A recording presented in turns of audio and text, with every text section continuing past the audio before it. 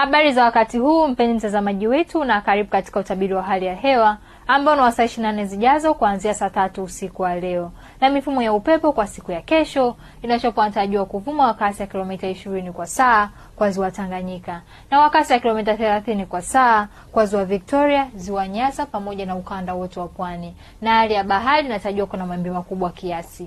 Wakati mifumo ya anga bado inaendelea kuonyesha ongezeko la viashiria vya mvua hususan katika maeneo ya ukanda wa pwani. Na mamlaka ya hali ya hewa Tanzania inatoa angalizo ya uwepo vipindi vifupi vya mvua kubwa. Vinatarajiwa katika maeneo machache ya mkoa wa Tanga pamoja na visiwa vya Unguja na Pemba. Hivyo wakazi wa maeneo hayo hatua stahiki ni vyema kuchukuliwa. Na kwa usiku wa leo ni matarajio yetu kuwa maeneo yanayozunguka ziwa Victoria, magharibi mwa nchi yetu pamoja na maeneo ya ukanda wa pwani kaskazini, maeneo haya yanatarajiwa kuwa na hali ya mawingu kiasi.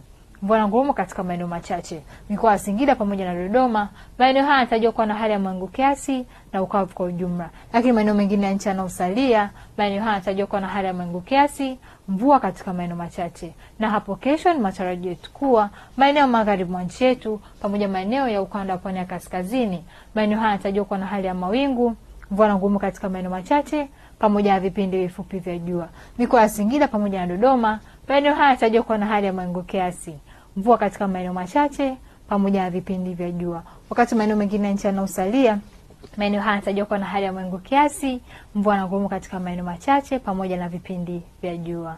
Na kutoka mamlaka ya hali ya hewa Tanzania hatuna la ziada. Ulikuwa nami Beka William, tukutane hapo kesho muda wakati kama huu.